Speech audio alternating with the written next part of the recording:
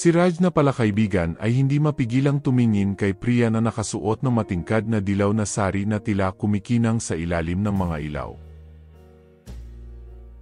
Sa sumunod na ilang buwan, sina Raj at Priya ay magkasama sa halos lahat ng bakanteng oras nila.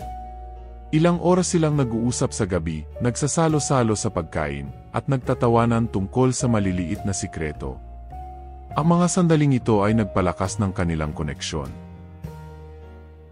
Isang gabi, habang lumulubog ang araw sa dalampasigan, hiniling ni Raj kay Priya na pakasalan siya nito. Priya, will you marry me? Sabi ni Raj na medyo kinakabahan pero nakangiti. Si Priya na kumikinang ang mga mata sumgot naman ng Oo, 1,000 beses ng oo. Lumipat sila sa isang maliit, maaliwalas na bahay. Ang kanilang buhay na magkasama ay puno ng pagmamahalan at tawanan. Sa katapusan ng linggo, mahilig silang sumubok ng mga bagong recipe sa kusina. Minsan, sumasayaw na lang sila sa mga lumang kanta sa kanilang sala. Nangarap sila at nagplano ng isang kinabukasan na sigurado silang magiging masaya. Matibay ang kanilang pagmamahalan, ngunit sa paglipas ng panahon, nagsimulang magbago ang mga bagay. Walang direksyon ang trabaho ni Raj at nalungkot siya. Si Raj ay nagsimulang uminom ng higit sa dati para kalimutan ang kanyang mga problema. Si Priya, na laging gustong makamit ang magagandang bagay, ay nagsimulang madama na kailangan niya ng higit pa mula sa buhay na meron siya ngayon, isang bagay na mas makabuluhan. Nagsimulang maglaho ang maliwanag na kislap na minsan nilang naramdaman at nakikita sa isa't isa. Isang gabi, umuwi si Raj na lasing. Puno siya ng galit at sumabog ang lahat. Nag-away sila. Hindi mo naiintindihan. Sigaw ni Raj, ang boses niya ay puno ng frustration. At hindi ka nakikinig. Tumalikod si Priya, nangingilid ang mga luha sa kanyang mga mata. Sa biglang pagsiklab ng galit, tinulak ni Raj si Priya. Malakas na nahulog si Priya sa kama. Isang matinding sakit ang bumalot sa kanyang sikmura. Dahilan para mapabuntong hininga siya. Kinabukasan, nagising si Priya sa isang hospital bed. Pumasok ang doktor na may dalang malungkot na balita.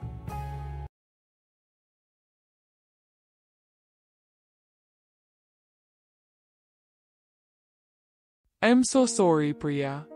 Mahinang sabi ng doktor. Nawalan ka ng baby. Umuwi si Priya sa bahay na ganap na nagdadalamhati.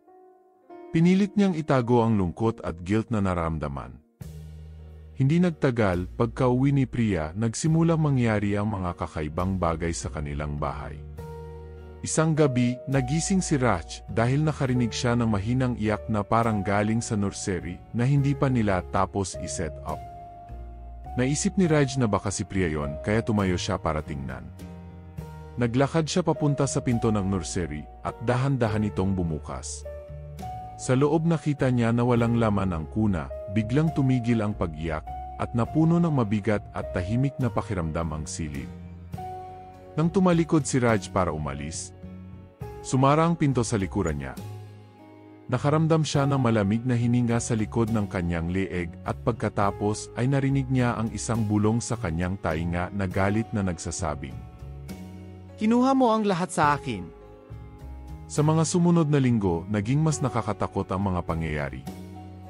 Isang araw, si Reg ay nasa kusina at ang gas stove ay biglang bumukas ng mag-isa na may apoy na umaalingaw-ngaw. Sa isa pang pagkakataon, nag-ahit siya sa banyo nang lumitaw ang mukha ng isang bata sa salamin. Madilim at puno ng puot ang mga mata nito. Mabilis na umikot si Raj ngunit walang laman ang silid.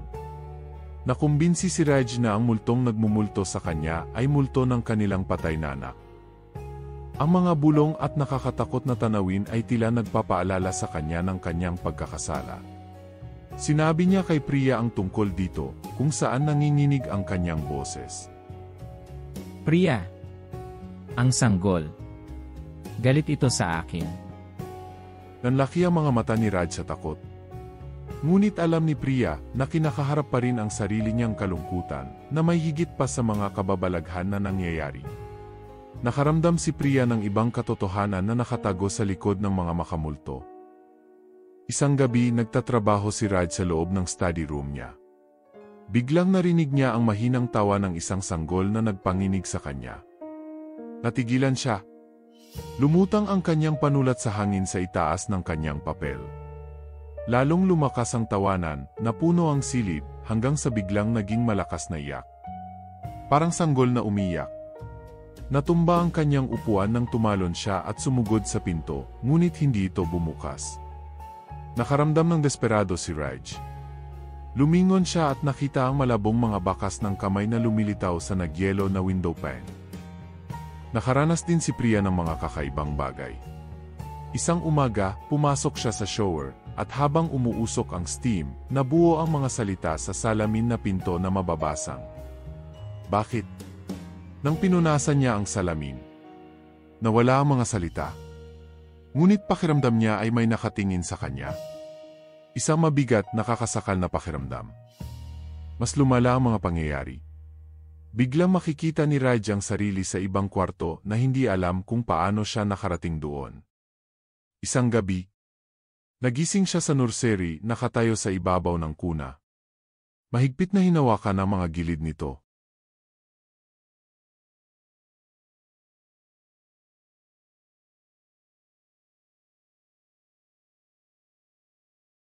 Raj, anong ginagawa mo? Nanginginig ang boses ni Priya mula sa pintuan. Ewan ko ba? Kakagising ko lang dito. Nautal na sabi ni Raj at napaatras. Isang gabi, sa kabila ng kanyang takot, naramdaman ni Priya na gusto niyang pumunta sa nursery. Ang crib ay nakatayo sa gitna ng silid. Hindi nagalaw mula nang mawala ang sanggol. Humakbang siya palapit. Isang mahinang lullabay ang nagsimulang tumugtog. Priya, Bulong ng isang boses. Umikot si Priya. Ang figura sa isang sulok ay si Karan. Maputla at makamulto. Napuno ng lungkot at galit ang mga mata. nangako ka. Sabi ng figura. Ako. Hindi ko sinasadya. Nautal na sabi ni Priya. Tumutulo ang mga luha sa kanyang mukha. Iniwan mo ako. Sinira mo ang lahat. Ungol ng lalaki. Na umaalingaw-ngaw ang boses sa kwarto. Mula sa sandaling yon, nagsimulang lumabas ang katotohanan. Hindi na ito naitago ni Priya. Si Raj, na nasira na ng mga pagmumulto, ay humihingi ng mga sagot. Sino siya? You both deserve this. Sabi ng multo na puno ng puot ang boses. Nayanig ang mga dingding. At ang mga picture frame ay bumagsak sa sahig.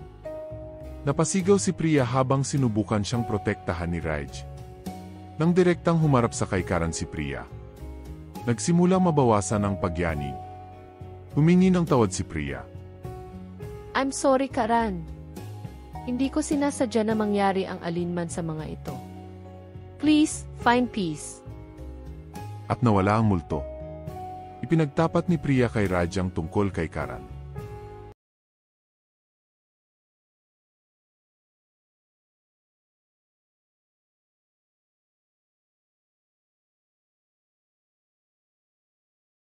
Sa isang work conference sa Mumbai, nakilala ko si Karan. Isa siyang guest speaker at alam ng lahat kung gaano siya katalino. Si Karan ay napakatalino at kaakit-akit. Ang kanyang pahayag tungkol sa hindi pagsuko at pag-abot sa iyong mga layunin ay talagang nagsalita sa akin. Pagkatapos ng speech niya ay nagsimula na kaming mag-usap. Ang nagsimula bilang profesional na relasyon ay naging mas malalim. Nagsimula kami sa pagpapadala ng mga email at pagtawag sa isa't isa kung minsan. Pinag-uusapan ang tungkol sa trabaho at buhay. Habang tumatagal, mas naging personal ang mga pag-uusap na ito. Ibinahagi ni Karan ang kanyang mga pangarap na lumipat sa London at bumuo ng isang buhay na puno ng layunin at pakikipagsapalaran. Natagpuan ni ko ang aking sarili na nagsasabi sa kanya tungkol sa aking kalungkutan sa Iraq. ang aking mga pangarap na hindi natupad. At kung gaano kalayo ang pagitan natin sa pag-unawa, Raj. Isang gabi, sa hapunan, sa isang tahimik na restaurant, sinabi ni Karan kay Priya ang kanyang nararamdaman.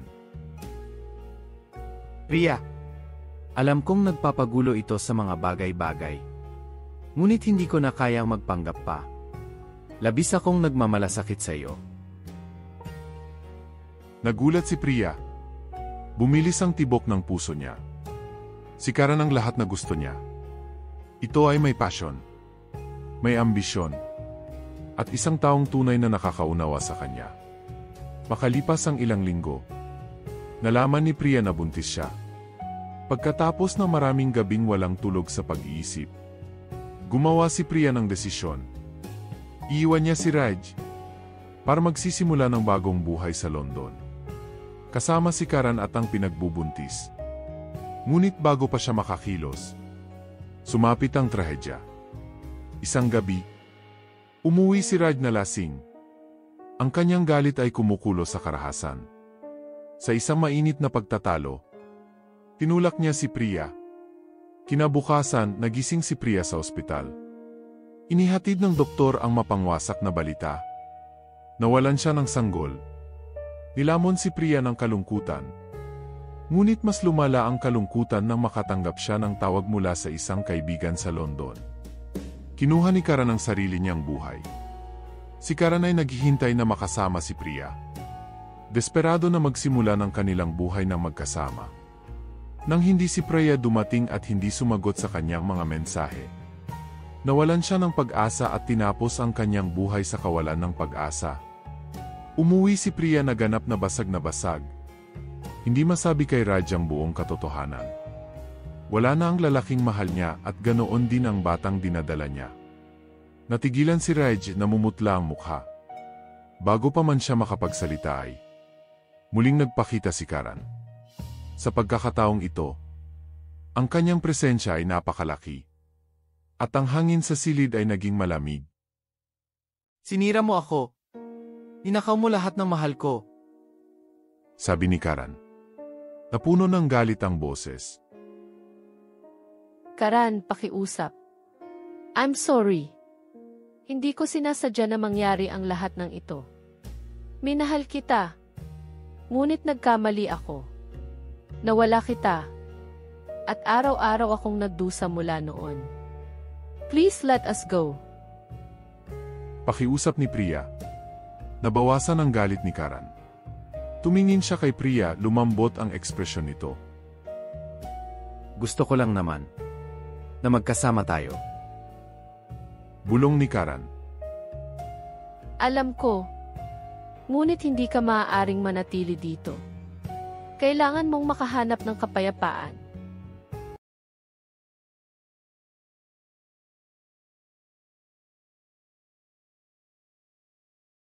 Sabi ni Priya.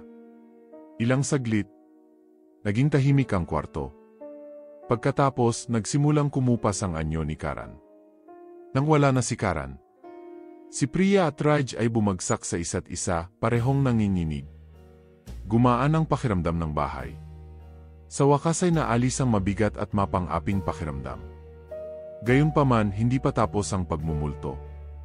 Isang gabi, habang nakahiga si Priya sa kama, naramdaman niyang lumubog ang kutson na parang may umupo sa tabi niya. Sa pag-akalang si Raj yun, lumingon siya at nakita niyang walang laman ang kabilang panig ng kama. Pagkatapos ay naramdaman niya ang malamig na kamay na humahaplos sa kanyang braso. Gising. Nasa bahay ito. Raj, nasa bahay. Sinubukan ng mag-asawa ang lahat. Mga panalangin, mga espesyal na ritual, maging ang pagkuha ng tulong mula sa isang espiritual na manggagamot. Ang manggagamot ay lumakad sa loob ng bahay. Ang kanyang mukha ay namumutla sa bawat hakbang. May malakas na presensya dito. Puno ito ng sakit at galit. Ayaw nitong umalis.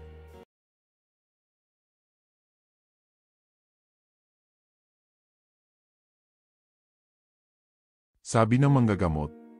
Nag-alok siyang gumawa ng ritual ng paglilinis, ngunit sa kalagitnaan, bigla siyang napabuntong hininga, napahawak sa kanyang dibdib. It knows. Bulong na manggagamot bago tumakas ng bahay. Iniwan si Priya at Raj na mas takot na takot. Nagsimula maging personal ang pagmumulto. Magigising si Raj na may mga gasgas sa braso at dibdib na para bang may kumalabit sa kanyang pagtulog. Maririnig ni Priya ang mga bulong sa kanyang tainga na inakusahan siyang, "Traidor! Nagsisinungaling ka!" Ayon sa bumubulong, ang pagmumulto ay lalong naging mapanganib habang tumatagal. Isang gabi, nasa kusina si Reg, naghihiwa ng gulay ng madulas ang kutsilyo mula sa kanyang kamay na tumaman ng malalim sa kanyang palad. Tumulo ang dugo sa counter habang napangiwi siya sa sakit. Sumugod si Priya. Raj, anong nangyari? Tanong niya sabay kuha ng tuwalya para balutin ang kamay ni Raj. Ewan ko. Parang may tumulak sa kamay ko. Sabi ni Raj. Nagpalitan sila ng hindi mapakali na mga sulyap. At sinusubukang kumbinsihin ang kanilang mga sarili na ito ay isang aksidente lamang. Makalipas ang isang linggo, nasa hagdan si Priya. May dalang basket ng labahan. Bigla siyang nakaramdam ng matinding paghatak sa kanyang ankle. Na para bang may humawak. Bumagsak si Priya ng ilang hakbang. Tumakbo si Raj sa tunog ng kanyang sigaw. Priya, ayos ka lang ba? Sigaw niya sabay luhod sa tabi ni Priya. Hawak-hawak ang kanyang pulso na pumipintig sa sakit, tumango si Priya. May naramdaman ako, Raj. I swear. Hindi lang basta-basta ang pagkahulog. Naspray ng pulso ni Priya.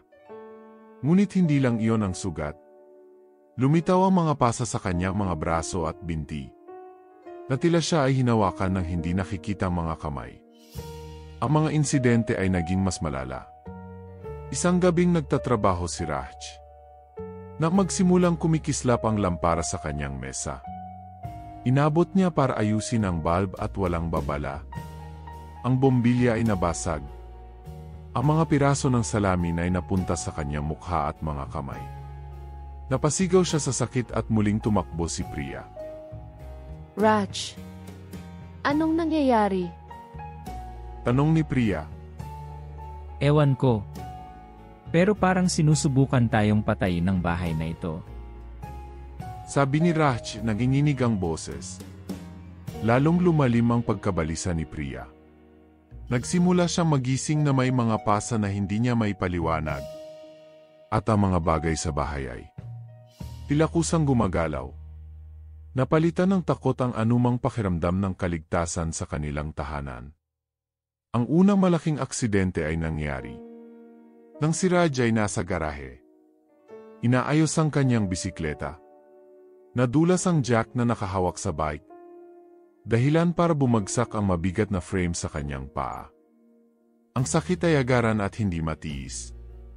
Dinala siya ni Priya sa ospital. This isn't normal, Raj. Ano bang nangyayari sa atin? Ang mahinang sabi ni Priya. Habang napangiwi si Raj sa passenger seat. Sa ospital, kinumpirma ng doktor ang isang bali ng paa at pinauwi si Raj na may cast. Ngunit hindi tumigil ang mga pinsala. Isang gabi, nagluluto si Priya ng hapunan. Nang umingay ang gas stove, hindi natural na tumalon ang apoy. Napasigaw siya at tumalon pabalik. Dumampi ang kamay niya sa mainit na kawali. Dahil sa paso, paltos, at pula ang kanyang palad. Humagulgol siya habang binabalot ni Raj ang kanyang kamay ng malamig na tuwalya. Hindi natin ito maaring ipagwalang bahala. Raj, ang mga pangyayaring ito ay sinusubukan tayong saktan. Sabi ni Priya. Dumating ang breaking point noong isang mabagyong gabi. Natutulog sina Raj at Priya. Nang magising sila sa tunog ng bumagsak na salamin. Tumakbo sila sa sala. At nakitang basag-basag ang mga bintana na may mga piraso ng salamin na nakatakip sa sahig. Sino nandyan?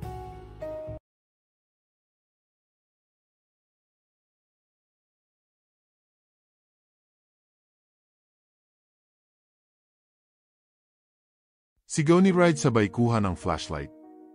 Habang tumatama ang liwanag sa buong silid, isang figurang nakatayo sa sulok, isang lalaki ang makikita. Baka sanggalit ang maputla niyang mukha. Kinuha mo siya sa akin. Yungol ng lalaki habang humakbang pasulong. Napasigaw si Priya habang kumikislap ang flashlight. Ang silid ay nahulog sa kadiliman. Bigla may tumagilid na mabigat na bookshelf at nasa ilalim nito si Raj. Pinilit siyang hilahin ni Priya. Ang kanyang mga luha ay naghahalo sa dugong umaagos mula sa isang sugat sa ulo ni Raj. You'll never be free. Umalingaw-ngaw ang boses ng lalaki. Muling isinugod si Raj sa ospital sa pagkakataong ito dahil sa mga tahi at concussion. Umupo si Priya sa tabi ng kama ni Raj. Hindi ko na kaya. Hindi ako mabubuhay ng ganito. Bulong ni Priya. Nang magising si Raj, napuno ng sakit ang kanyang mga mata, inabot niya ang kamay ni Priya. Kailangan nating harapin ito, Priya. Ano man ito. Pagka-uwi nila, ipinagtapat ni Priya ang lahat. Sinabi niya kay Raj ang buong kwento. Nanginginig ang boses ni Priya nang tuluyan na niyang ilabas ang pinakamalalim na bahagi ng kanyang sikreto. Nang malaman kong buntis ako, alam kong kay Karan ang sanggol. Hindi ko maisip na palakihin ang anak namin ni Karan habang nasa isang broken marriage ako sa iyo, Raj. Pagkatapos ng maraming gabing walang tulog sa pag-iisip, gumawa ako ng desisyon. Iiwan kita, Raj, para magsimula ng bagong buhay sa London kasama si Karan at ang pinagbubuntis ko na anak namin ni Karan. Ngunit nawala ang anak namin ni Karan nang itulak mo ako, Raj. Pagkatapos natanggap ko din ang balita na wala na rin si Karan. Umuwi ako na labis nagluluksa at hindi ko na rin alam kung paano ko sa iyo sasabihin ang tungkol kay Karan at sa nawalang sanggol. Sa sumunod na mga buwan, sinimulan nila Raj at Priya ang pagsusumikap na ibalik ang kanilang buhay.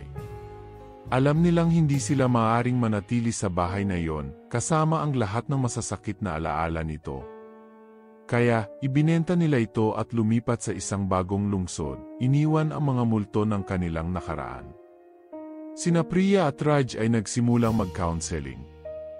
Nahirapan sila, ngunit natuto silang magpatawad sa isa't isa sa mga pagkakamaling nagawa. Higit sa lahat, natutunan nilang patawarin ang kanilang sarili. Makalipas ang ilang taon, muling napuno ng tawanan ang kanilang tahanan dahil sa mga anak nila. Madalas na iniisip ni Priya si Karan, bumubulong ng isang tahimik na panalangin para sa kanya na makahanap ito ng kapayapaan saan man siya naroroon.